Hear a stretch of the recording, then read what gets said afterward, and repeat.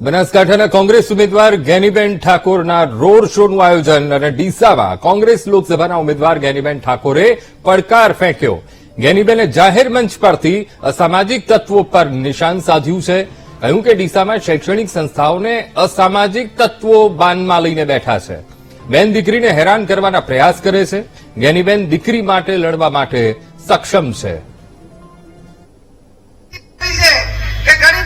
ઘણી બધી શૈક્ષણિક સંસ્થાઓમાં જે અસામાજિક તત્વો શૈક્ષણિક સંસ્થાઓને બાનમાં લઈને જે મારી બેન દીકરી સામે આગળ ઉઠાવવા માટેના કે ક્યાંક એને હેરાન કરવાના પ્રયત્નો કરે છે।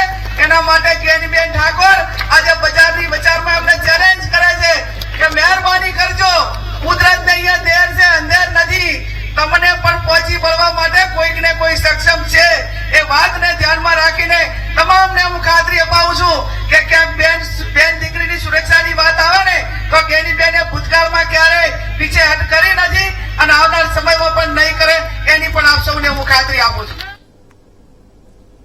તો આજ મુદ્દે સંવાદદાતા રોહિત ફોનલાઈન પર જોડાઈ ગયા છે। રોહિત, બનાસકાંઠાના કોંગ્રેસના ઉમેદવાર જ્ઞાનીબેન ઠાકોરે રોડ શો દરમિયાન ખૂબ જ ગંભીર આક્ષેપ કર્યા છે। શું ખરેખર ડીસામાં એ પરિસ્થિતિ છે કે શૈક્ષણિક સંસ્થાઓ છે એને અસામાજિક તત્વોએ બાનમાં લીધેલી છે? રોહિત, જી અંકુર, ચોક્કસથી વાત કરવામાં આવે તો બનાસકાંઠા જિલ્લામાં કોંગ્રેસ લોકસભાના ઉમેદવાર જ્ઞાનીબેન ઠાકોરનો આજે ડીસા શહેરમાં મોટો રોડ શો યોજાયો હતો અને આ રોડ શોમાં મોટી સંખ્યામાં કોંગ્રેસના કાર્યકર્તાઓ પણ જોડાયા હતા। જે દરમિયાન જ્ઞાનીબેન ઠાકોરે રિસાલા બજાર ખાતે એક જાહેર સભાનું આયોજન કર્યું હતું અને આ જાહેર સભામાં તેઓ મંચ પરથી જણાવ્યું હતું કે ડીસા શહેરમાં જે શૈક્ષણિક સંસ્થાઓ ચાલી રહી છે ત્યાં છેલ્લા ઘણા સમયથી અસામાજિક તત્વો તેને બાનમાં લઈને બેઠા છે।